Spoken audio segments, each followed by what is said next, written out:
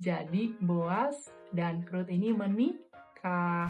Shalom adik-adik, welcome to Blessing for Kids. Hari ini Kak Marshall mau cerita firman Tuhan tentang Ruth dan Boas. Tapi sebelum kita mulai, kita mau bersatu hati terlebih dahulu ya di dalam doa.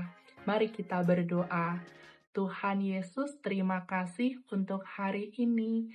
Kalau kami boleh kembali bangun di pagi hari, sebelum kami mendengar firman-Mu, ampuni ya Tuhan untuk segala dosa dan pelanggaran yang pernah kami lakukan di hadapan-Mu. Sucikan dan kuduskanlah setiap kami. Tolong kami ya Roh Kudus supaya kami dapat mengerti dan melakukan firman-Mu di dalam nama Yesus. Haleluya, amin. Kak Marshall mulai ya ceritanya. Suatu hari adik-adik ada seorang perempuan yang sangat baik, namanya adalah Ruth. Nah, Ruth ini tinggal bersama dengan mertuanya yang bernama Naomi. Nah, ini mertuanya dari Ruth. Mereka berdua ini pernah mengalami masa lalu yang begitu sulit dan menyedihkan loh adik-adik, di mana suami dari Naomi dan suami dari Ruth meninggal. Dan mereka akhirnya mengalami kesedihan yang begitu mendalam. Tapi Ruth ini menjadi pribadi yang tetap setia kepada Tuhan dan juga setia kepada Naomi. Naomi pernah berpikir bahwa Tuhan meninggalkan Naomi dan keluarganya. Tetapi pada akhirnya Naomi mulai melihat dan menyadari bahwa Tuhan mengasihi keluarganya. Singkat cerita, mereka pun kembali ke kota mereka adik-adik, yaitu ke kota Bethlehem. Sesampainya di Bethlehem adik-adik, Ruth pun mulai bekerja. Dia bekerja mengambil gandum untuk kebutuhan hidupnya bersama dengan Naomi. Dan atas kebaikan Tuhan, ternyata Ruth ini bekerja di ladang tempat milik kepunyaan Boas. Nah, ini Boasnya, Tara. Jadi Boas ini punya ladang dan Ruth ini bekerja di tempatnya Boas. Boas telah mendengar mengenai Ruth, di mana Ruth ini telah kehilangan suami terkasih, bahkan dia mengasihi Naomi mertuanya. Akhirnya Boas pun menunjukkan kasih secara nyata.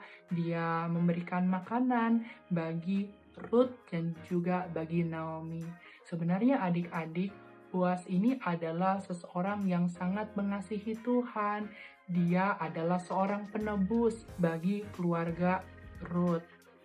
Dia adalah seseorang yang dapat memberikan pertolongan, bahkan menyelamatkan Ruth. Bahkan Boas ini dapat menikahi Ruth supaya Ruth dan keluarganya ini memiliki masa depan yang baik. Singkat cerita adik-adik, Boas ini mengambil keputusan untuk mau menebus Ruth. Dia mau menyelamatkan, dia mau menolong Ruth, sehingga Ruth tidak perlu takut atau khawatir lagi tentang masa depannya. Dia membeli tanah milik kepunyaan Naomi, ya, keluarga dari Naomi punya tanah, sebelumnya tanahnya dijual, ditebus sama Boas. Bahkan tidak hanya tanah itu yang didapatkan, dikembalikan kepada Naomi, tetapi Ruth pun akhirnya menjadi istri dari Boas, di mana pada akhirnya adik-adik, Boas dan Ruth ini melangsungkan pernikahan. Tara! Nah, jadi Boas dan Ruth ini menikah dan Tuhan memberkati keluarga ini dengan sukacita. Wah, luar biasa ya adik-adik, dari kisah ini kita bisa belajar seperti Boas mau menebus Ruth, demikian pula Tuhan Yesus adik-adik mau menebus setiap manusia.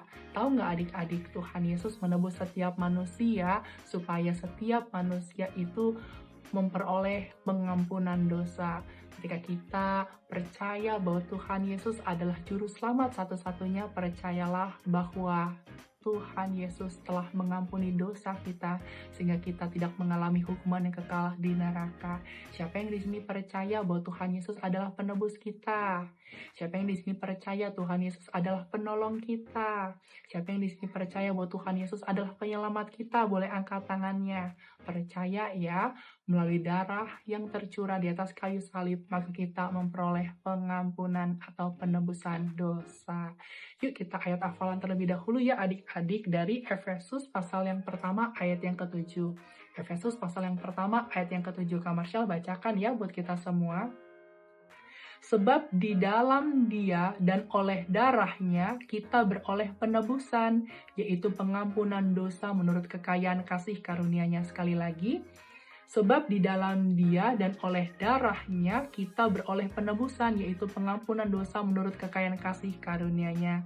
Melalui ayat ini kita bisa belajar bahwa di dalam Yesus dan melalui darah yang Yesus curahkan di atas kayu salib, maka setiap manusia yang percaya kepada Yesus memperoleh pengampunan dosa ya. Itulah yang dijanjikan oleh Tuhan. Siapa yang di sini mau dosanya diampuni? Angkat tangannya. Mau ya? Caranya adalah dengan percaya kepada Yesus dengan sungguh-sungguh sebagai Tuhan dan Juru Selamat. Tidak hanya Boas yang menebus Rut, tetapi Tuhan Yesus pun menebus setiap kita, sehingga kita menjadi milik kepunyaannya. Yuk kita bersatu hati ya di dalam doa. Mari kita berdoa. Tuhan Yesus, terima kasih buat hari ini. Kami percaya Engkau adalah penebus, Engkau adalah penolong dan penyelamat dalam hidup kami. Kami mau percaya kepada Tuhan Yesus dengan sungguh-sungguh. Terima kasih ya Tuhan untuk kasih-Mu yang Kau tunjukkan, tidak hanya melalui perkataan tetapi melalui perbuatan yang nyata, sehingga kami bisa menjadi milik kepunyaan-Mu. Kami percaya suatu hari nanti kami akan berjumpa dengan Tuhan Yesus di sorga. Di dalam nama Yesus, kami telah berdoa dan mengucap syukur. Haleluya, amin. Once again, terima kasih ya adik-adik sudah mau mendengarkan firman Tuhan hari ini. Happy Sunday and God bless you. Bye-bye.